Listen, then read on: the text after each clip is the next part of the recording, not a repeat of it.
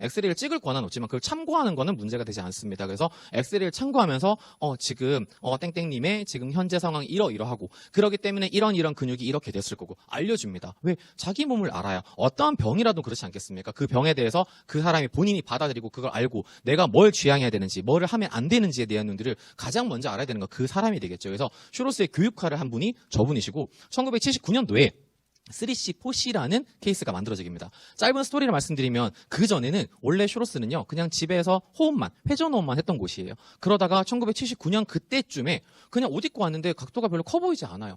근데 이 아들이 뭔가 검사를 하려고 옷을 벗겼더니 위에가 70도, 70도, 80도, 80도 이런 사람들이에요. 이 두 개의 기준은 여러 가지가 있지만 어떤 부분이냐면 L4-5S1 정도 아래 척추 부하가 가장 많이 받는 곳 있죠. 거기에서 보상된 커브를 하나 더 만드는 진화된 커브라고 저희는 얘기해요. 그걸 4C라고 얘기하고 4C는 단순하게 보시면 돼요. 이게 저희가 바디 블럭이라고 얘기하는데 이 블럭의 개수가 하나, 둘, 셋 그러면 3C 하나, 둘, 셋 4개가 됐네. 보상으로 하나가 더 분리가 됐고 만곡을 하나 더 늘렸네. 그러면 4C라고 얘기하는데 이 개념을 만든 게 이 2대 슈로스라고 보시면 될 것 같아요. 그래서 이 모든 내용은 이 책에 지금 이게 7판이고요. 그 다음에 8판 나왔고 한국에 이번에 9판이 들어올 거예요. 그래서 9판은 어떻게 하다 보니까 9판에 대한 모든 이제 저작권 이 모든 내용이 저희에게 왔어요. 원래는 이 책만큼은 한국의 슈로스 책은 총 4권 있거든요. 제가 드렸던 아까 그 책들과 나머지 하나가 이 책인데 이 책은 원래 이제 카이로파터 선생님께서 번역을 하고 다 하셨다가 이번에 이제 이걸 좀 더 제대로 널리 알리자는 의미로 해서 독일이랑 어떤 출판사랑 연계가 돼서 이게 지금 저에게 넘어와서 저희가 지금 같이 작업을 하고 있는 책이 이 책입니다. 그래서 이 책은 2대 슈로스와 1대 슈로스 같이 작업했던 책이라고 보시면 되고요.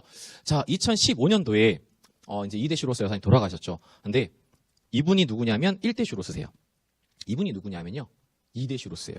2대 슈로스는 태어나자마자 업을 이어받은 거예요. 어떻게 보면 어머님 입장에서는 이제 뭐 국가에서 막 힘도 밀어주고 이건 좋은 거고 너무나 자기도 측만 때 힘들었고 더 많은 알려줘라는 의미로 4살 때부터 트레이닝을 받았다고 해요. 4살 때부터 어떻게 보면 좋고요. 그렇죠? 그런 가학을 받은 거. 근데 또 어찌 보면 엄청난 스트레스죠. 실제 2대 슈로스가 이렇게 어린 나이부터 4살 때부터 80세가 넘을 때까지 측만 환자만을 위해서 노력을 하고 하시다가 이제 돌아가신 게 2015년. 그때 2015년 당시에는 이제 제가 돌아가시고 며칠 뒤에 도착을 했기 때문에 묘비가 완전하게 되진 않고 이렇게 십자가 나무만 박혀 있는 상태가 2대 슈로스님 녹아 계신 곳. 여기에서 옆으로 한 3칸 가면은 1대 슈로스님 계세요.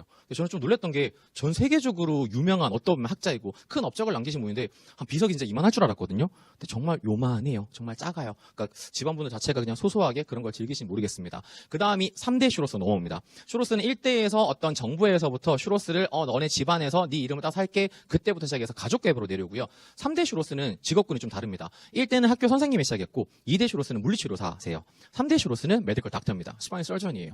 이분은 중간에 가출도 합니다. 나는 엄마처럼 살기 싫어. 할머니가 우리 엄마를 가리니까 난 그런 삶은 싫어. 난 음악인이 될 거야. 음악 정말 못 다루는 악기가 없으세요.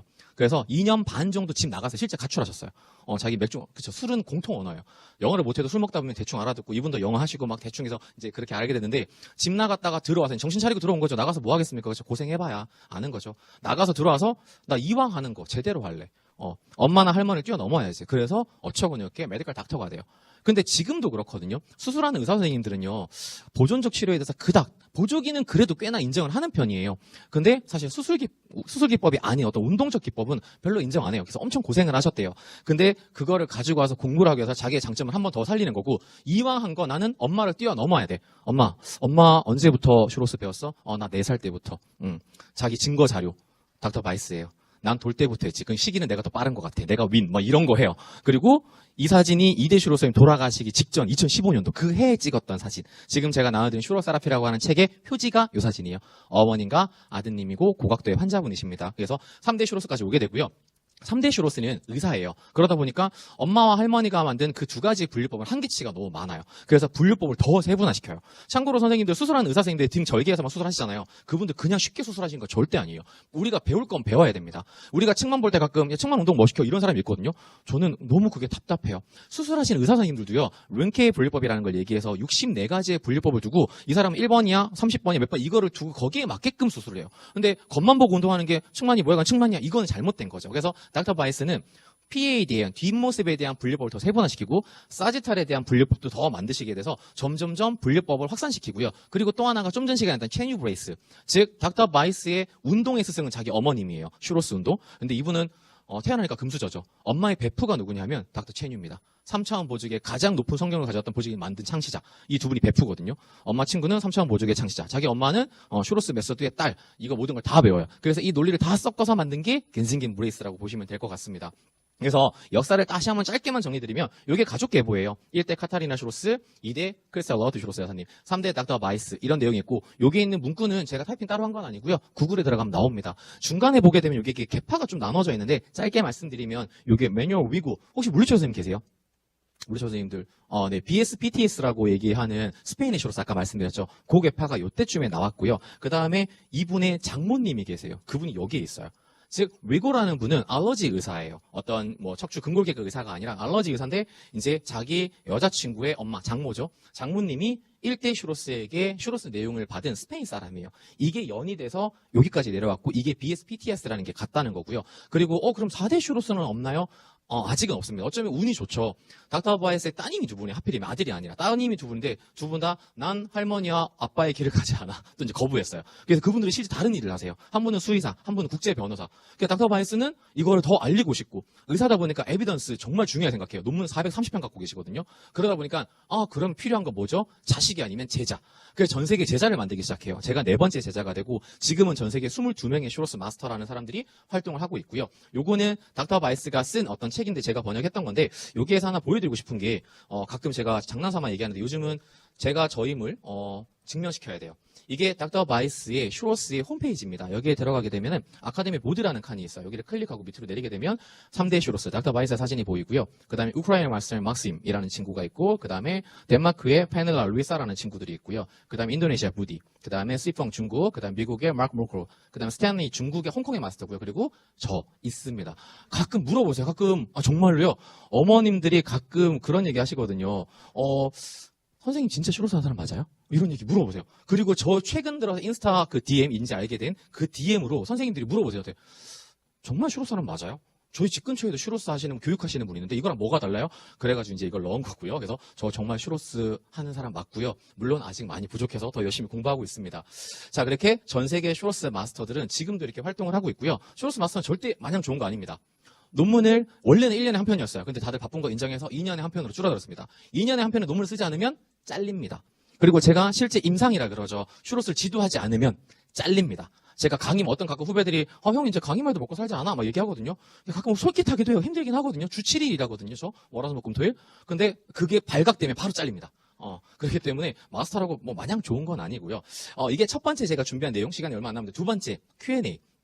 뭐냐면 선생님들께서 측만 인식의 날을 기념해서 제가 이제 인스타에 올렸었어요. 근데 몇몇 분들이 이런 질문을 해주셨거든요.